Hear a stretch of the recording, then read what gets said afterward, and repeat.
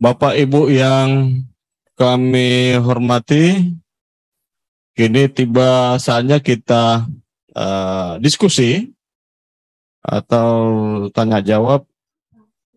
Baik Pak, yang ingin saya tanyakan, untuk kemiskinan ekstrim itu maksimal 25%. Ya, untuk datanya itu bagaimana Pak? Apakah disediakan pemerintah pusat atau dari kampung Pak? Atau dari desa? Kalau di Berau itu kampung Pak. Nah, kemudian pertanyaan saya lagi Pak, yang kedua, untuk operasional pemerintah kampung yang 3%, berarti itu fleksibel Pak ya kegunaannya. Jadi bukan hanya untuk aparaturnya saja, tetapi bisa untuk keluarga yang membutuhkan. Mungkin itu saja Pak dari saya. Terima kasih. Pertanyaan terkait prioritas penanggulangan kemiskinan ekstrim, salah satunya dapat digunakan untuk jaminan sosial bagi masyarakat miskin atau difabel. Nah, yang dimaksud dengan jaminan sosial ini apakah kesehatan dan ketenagakerjaan Pak? Itu mungkin yang masih belum jelas Pak, terkait dengan jaminan sosial yang bisa digunakan dari dana desa. Itu saja Pak, terima kasih. Pertanyaan saya Pak, masalah apa yang menjadi syarat penerima BLT tadi yang di Permendes nomor 8, itu kalau tidak salah cuma ada 4 poin, sementara kalau berdasar dengan yang di aturan sebelumnya di tahun lalu itu kan ada berapa poin Pak, termasuk dengan kalau tidak salah ingat persyaratan salah satunya adalah penerima BLT tidak boleh menerima bantuan lainnya.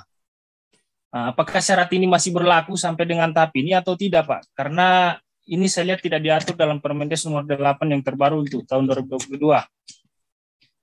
Kemudian Pak, mungkin ini lanjutan dari apa tadi yang disampaikan teman-teman di sesi sebelumnya terkait dengan penilaian untuk desa bagi desa yang ingin mendapatkan dana tunjangan kinerja itu, mungkin bisa dilibatkan pendamping Pak itu dalam hal merekomendasikan desa-desa yang mungkin bisa atau berpeluang untuk mendapatkan itu.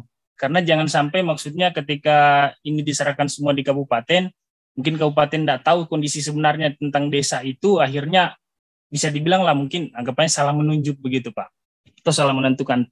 Tergantung nanti sisa penilaian tentang itu dikembalikan di Pemda.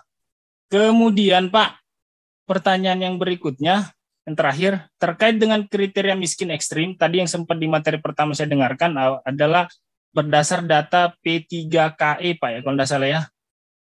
Yang saya mau tanyakan, apakah data P3KE ini Pak berisi data nama penduduk yang tergolong kategori ekstrim itu atau miskin itu, atau cuman dalam bentuk kriteria seperti yang tertuang dalam Permendes nomor 8 Pak? Karena kemarin di tahun lalu kami juga berdasar dengan data DTKS yang kalau tidak salah dikeluarkan dari Kementerian Sosial, itu masih banyak data-data yang kami anggap itu kurang valid Pak. Karena ada juga di situ mungkin orang yang seharusnya tidak bersyarat untuk menerima BLT tapi masuk juga dalam data DTKS itu. Ya, saya kira terima kasih Pak. Assalamualaikum warahmatullahi wabarakatuh. Baik, ini ada beberapa pertanyaan. Pertama dari pendamping desa yang ada di Kabupaten Berau. Pertama adalah kemiskinan ekstrim. Tadi disampaikan oleh narasumber sebelumnya, Pak Aris dari Kementerian Keuangan, bahwa saat ini sudah ada data P3KE yang nantinya semua data itu sudah ada di dalamnya. Tetapi desa juga kan punya kewenangan, punya forum yang bernama musyawarah desa untuk menginventarisir warga-warga miskin yang mendapatkan bantuan, terutama untuk BLT.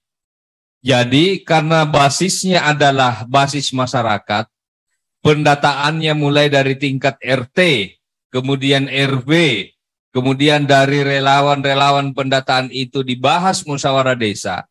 Kalau ini berjalan secara efektif, saya pikir tidak ada warga miskin ekstrim yang tidak tersentuh melalui bantuan BLT. Kenapa?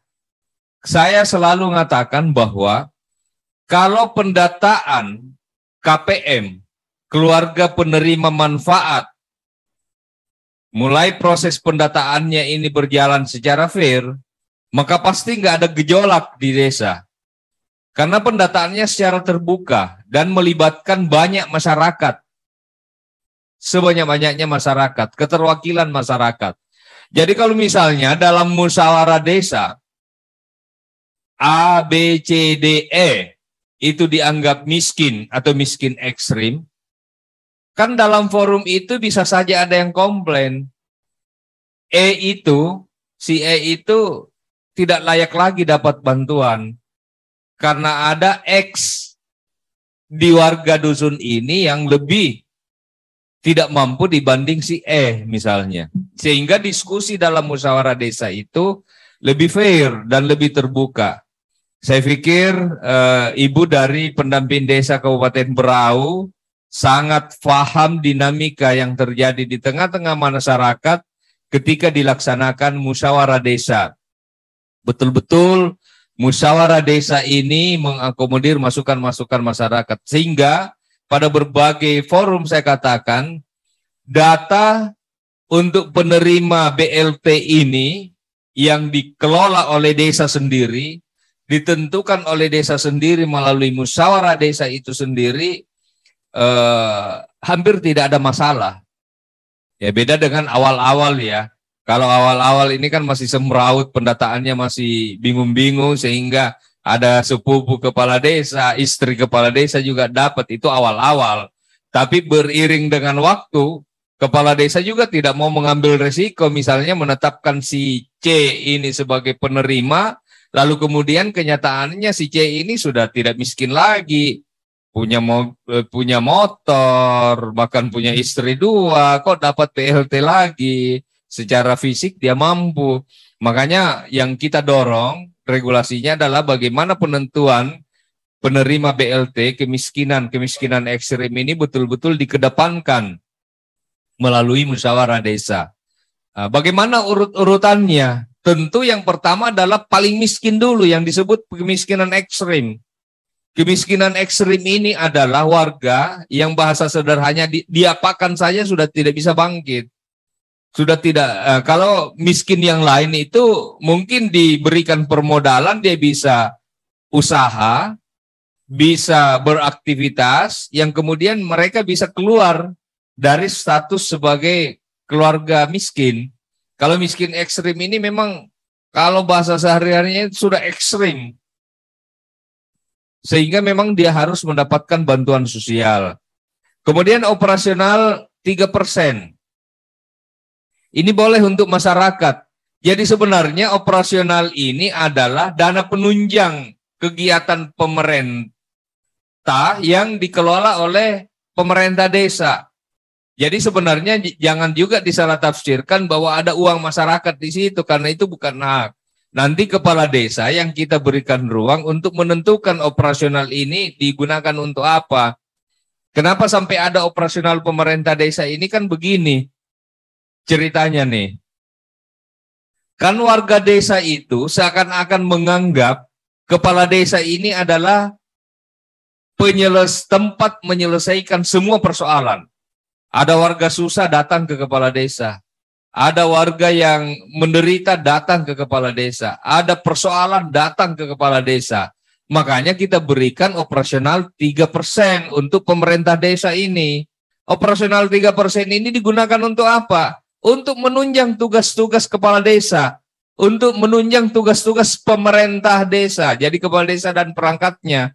Saya ngasih contoh tadi, kan ada orang meninggal, kemudian tidak ada yang ngurusi jenazahnya, itu boleh dari operasional pemerintah desa.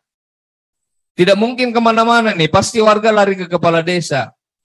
Ada kelompok masyarakat di bidang seni olahraga yang butuh diapresiasi karena lomba-lomba, itu kan minta bantuan ke kepala desa. Daripada ini pakai uang pribadi kepala desa, nanti kan Pak Kades berantem dengan Ibu Kades kalau ini memakai uang dari kantongnya. Kita siapkanlah 3% ini yang bisa dipakai untuk menunjang tugas-tugas pemerintah desa. Ya, kemudian ada kedukaan, ada yang mau dibiayai tengah malam, mau tiba-tiba ke rumah sakit karena sakit. Ada ibu-ibu hamil, tapi dia tidak mampu, kemudian tengah malam datang ke rumah kepala desa, minta bantuan dirujuk ke rumah sakit karena mau melahirkan, tapi tidak bisa secara normal. Harus melalui tindakan medis. Untuk biaya operasionalnya ke sana, perjalanan dari desa yang jauh, yang terpencil mungkin, kemudian ke layanan kesehatan level kabupaten, itu kan butuh biaya operasional. Itulah yang dipakai oleh operasional pemerintah desa. Jadi tidak bisa dikatakan juga bahwa itu dananya bisa dipakai untuk masyarakat, untuk ini kan sama aja. Akhirnya kepala desa tidak ada daya untuk menunjang operasional dalam tugas-tugas pelaksanaan pemerintahan yang ada di desa. Kemudian dari Banggai. Banggai ini untuk jaminan sosial. Jadi BLT untuk kemiskinan ekstrim ini diarahkan melalui BLT dan non-BLT. Jadi untuk kemiskinan ekstrimnya bisa melalui BLT, bisa juga untuk non-BLT. Misalnya, tadi kan ada item kegiatannya, bisa bantuan rehabilitasi rumah yang layak bagi warga miskin atau miskin ekstrim. Jadi bantuan rumah untuk rumah layak, rumah sehat bagi mereka yang tidak mampu. Sementara untuk BPJS Ketenagakerjaan dan Kesehatan itu tidak termasuk menjadi kewenangan desa. Jadi BPJS Ketenagakerjaan, BPJS Kesehatan bukan menjadi kewenangan desa. Terus dari Pak Andi Ihwan, syarat penerima BLT ini kok berkurang syaratnya dibanding tahun lalu. Tahun lalu itu banyak item, ini.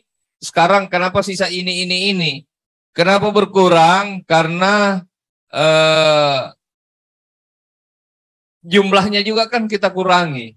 Kalau tahun lalu itu ruang BLT ini wajib 40%, minimal 40%. Sementara sekarang maksimal 25%. Oleh karena maksimal 25%, maka tentu kriterianya kita sesuaikan.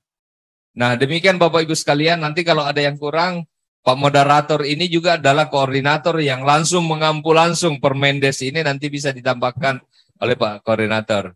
Terima kasih atas pertanyaan dari Berau, Banggai, dan Pak Andi Ihwan tadi. Terima kasih. Terima kasih Pak Direktur. Rekap pertanyaan di chat udah rampung? Ya.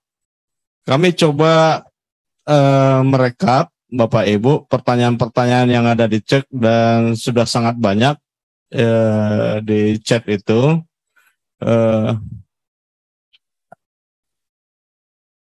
Banyak sekali pertanyaannya.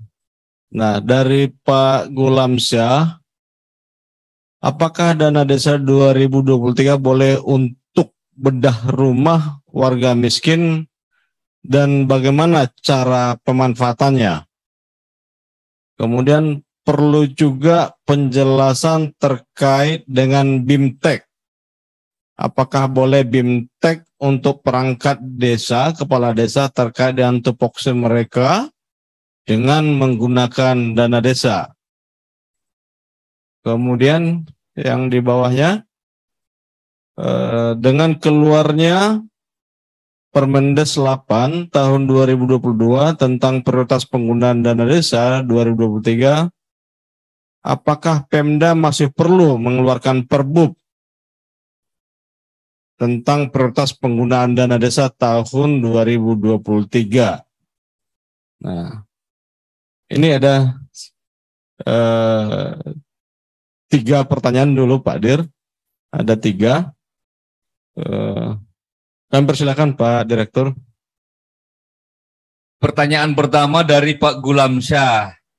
Apakah boleh untuk, mana tadi pertanyaannya, untuk bedah rumah warga miskin? Bedah rumah warga miskin ini sudah kami atur menjadi salah satu item yang boleh dibiayai dari dana desa, membantu warga yang rumahnya mungkin sudah tidak layak, kemudian dilayakkan, dijadikan layak. Dia sudah rumahnya tidak sehat dari sisi kesehatan, berlantai tanah, itu kan rawan penyakit. Dan manakala warga kemudian sakit akibat rumah yang tidak layak, itu justru kan menjadi beban pemerintah itu sendiri, sehingga ruang untuk pembangunan rumah-rumah yang dianggap perlu karena dia tidak layak, dia tidak sehat, ini bisa dibiayai dari dana desa. Kemudian terkait BIMTEK nih, bimbingan teknis. Sebenarnya regulasi yang diterbitkan oleh Kementerian Desa untuk peningkatan kapasitas ini itu diutamakan untuk peningkatan kapasitas warga, terutama peningkatan kapasitas warga-warga atau masyarakat sebagai pengelola BUMDes. Saya katakan tadi contohnya gini, ada satu desa atau kumpulan lebih dari satu desa, potensinya itu singkong. Tapi ketika panen, mereka cabut, jual singkongnya, itu nilai ekonominya kurang. Uang yang kembali ke masyarakat kurang. Bagaimana masyarakat ini dikelola singkongnya dengan keterampilan yang tersedia? Masyarakatnya diedukasi. Bagaimana caranya membuat keripik singkong yang enak, singkong balado yang enak. Bagaimana packagingnya yang menarik, sehingga orang yang berkunjung ke desa itu seakan-akan menganggap tidak sah ke desa itu kalau tidak membeli dan membawa oleh-oleh singkong balado. Ada added value, ada penambahan nilai ekonomi, ada kemudian penciptaan lapangan kerja. Kalau bimbingan-bimbingan teknik seperti yang selama ini sebagian, mohon maaf, sebagian pemerintah daerah mengkoordinir, itu kami tidak atur dan tidak sesuai dengan prioritas penggunaan dana desa. Terutama BIMTEK yang dikelola terpusat di level kabupaten, lalu kemudian studi banding ke Bali, studi banding ke Lombok, kemudian travelnya pihak ketiganya, vendornya tidak cukup dananya lalu terlunta-lunta di bandara, kan ada yang seperti itu. BIMTEK seperti ini di zaman sekarang tidak relevan lagi. Kapasitas apa sih yang ingin ditingkatkan? Jadi saya pikir lebih efektif dana desa ini dipakai untuk peningkatan kapasitas masyarakat dibanding BIMTEK para kepala desanya. Karena itu tidak ada dalam regulasi yang kita buat. Kemudian Perbub tentang prioritas penggunaan dana desa, kita juga tidak mengatur Permendes ini kemudian harus ditindaklanjuti dengan peraturan bupati tentang prioritas penggunaan dana desa. Tapi kalau ada kemudian sepanjang tidak bertentangan dengan Permendes yang kami terbitkan, silahkan saja. Tetapi yang perlu dicatat adalah bahwa dana desa ini tidak boleh pemerintah daerah dengan alasan apapun ingin mengeneralkan apa yang menjadi program di level kabupaten. Contohnya seperti ini. Ada satu kabupaten yang ingin dana desanya ini semua desa menggunakan dana desa ini untuk program di bidang kebersihan. Lalu digeneralkanlah semua desa memprogramkan di bidang kebersihan. Itu tidak benar. Karena undang-undang desa memberikan kewenangan kepada desa untuk mengatur. Ada kewenangan melalui forum musyawarah desa itu untuk mengatur apa yang menjadi prioritas mereka. Memang kemarin keluar Perpres yang diatur secara nasional, Perpres 104 yang menentukan 40%, 20%, 8% dana desa itu. Tetapi itu rujukannya adalah Undang-Undang Nomor 2 tahun 2020 yang memang memberikan ruang karena kondisi COVID, sehingga ada ruang untuk dilakukan refocusing, pengaturan lebih lanjut terkait dana desa ini. Tapi kalau kondisi normal tidak boleh diatur-atur seperti itu, apalagi di level kabupaten mau menyeragamkan dana desa ini dipakai untuk apa? Bisa saja, jangankan satu kabupaten, satu kecamatan saja, bisa saja desa itu beda-beda prioritas. Karena prioritas masyarakatnya beda-beda, karakteristik potensi yang dimiliki beda-beda, sehingga tidak bisa diseragamkan.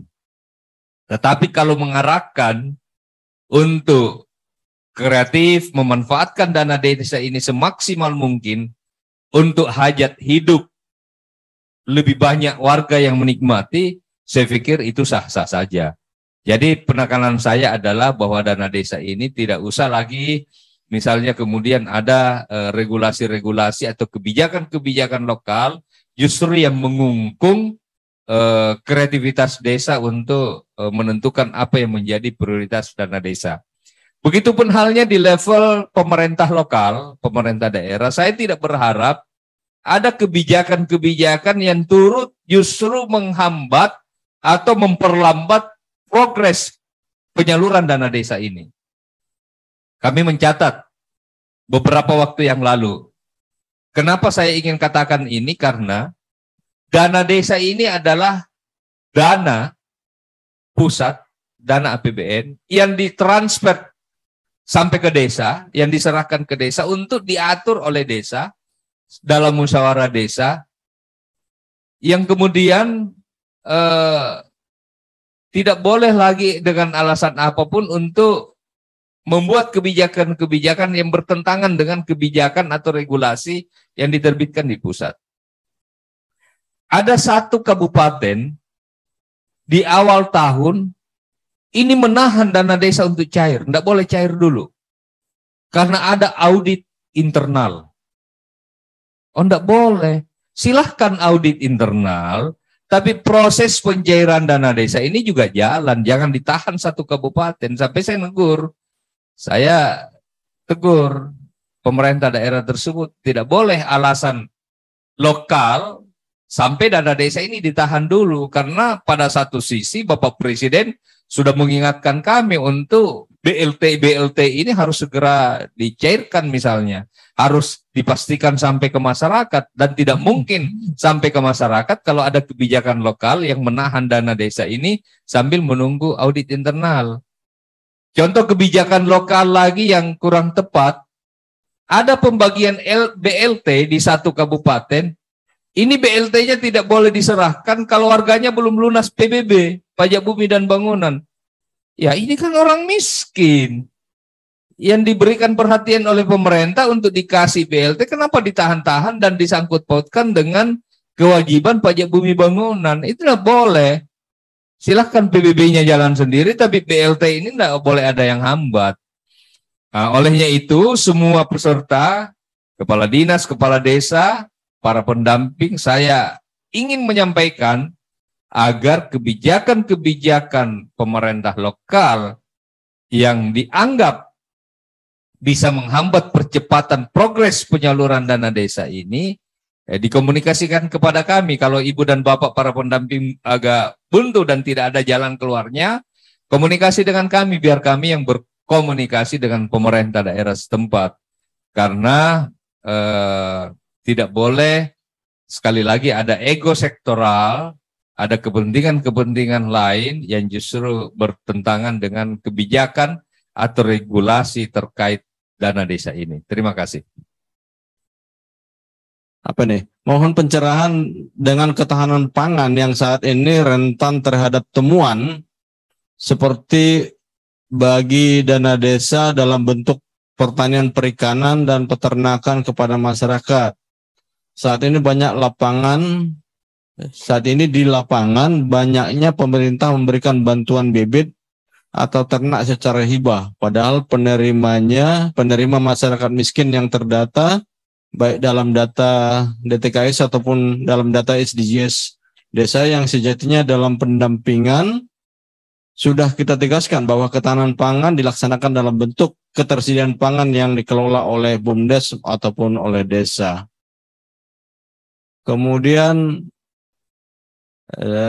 dari Bandung, izin bertanya, apakah boleh kami menganggarkan untuk ambulans desa karena minjem ke puskesmas terlalu banyak syaratnya? Itu Pak. Oke, Pak. baik. Peningkatan kapasitas untuk kepala desa, bolehkah dipakai dari operasional pemerintah desa? Jawabannya tidak boleh. Kenapa? Karena operasional ini sifatnya menunjang tugas-tugas pemerintah desa. Seperti item-item kegiatan yang saya sampaikan tadi. Kalau peningkatan kapasitas ini sifatnya lain. Peningkatan kapasitas kepala desa ini kan sosialisasi seperti ini adalah bagian dari peningkatan kapasitas. Mestinya kepala-kepala desa yang bagus, yang baru itu adalah rajin-rajin mengikuti sosialisasi yang menjelaskan tusinya masing-masing. Kenapa? Kami khawatir kalau itu dibuka ruangnya, jangan-jangan ada yang memanfaatkan lagi. Ada vendor-vendor bisnis lagi yang main untuk menarik 3% itu untuk dipakai peningkatan kapasitas. Karena diakui atau tidak, peningkatan kapasitas sekarang itu hanya menjadi judul. Sangat banyak judulnya peningkatan kapasitas, tapi isinya adalah jalan-jalan dan rekreasi. Itu yang kami hindari, dan kita tidak harapkan dana desa ini dipakai untuk rekreasi, dipakai untuk studi banding yang tidak penting. Tapi kalau saya rasa, kalau mengikuti media sosial, mengikuti channel-channel resmi Kementerian Desa, seorang kepala desa 3 bulan aja ikut pencerahan seperti itu, kapasitasnya sudah sangat bertambah. Kemudian untuk ketahanan pangan, saya sangat jelas, nanti bahan ini bisa dibaca, bisa dicermati lagi, item-item untuk ketahanan pangan itu apa saja yang boleh dilakukan untuk itu. Terus untuk ambulans, persoalan kesehatan ini dana desa boleh masuk, tetapi harus ditahu yang bisa dibiayai adalah sesuai kewenangan desa. Pertanyaannya, kalau ambulans pun dibeli oleh pemerintah desa, lalu pemerintah kabupaten beli apa kira-kira? Dinas provinsi membeli apa? Jadi harus kita beda-bedakan mana yang menjadi kewenangan desa, mana yang menjadi kewenangan kabupaten, mana yang menjadi kewenangan provinsi. Jangan tabrak-tabrakan kewenangannya. Desa itu kecil dananya, programnya sangat banyak, makanya diperlukan prioritas untuk seperti ini. Kalau dianggap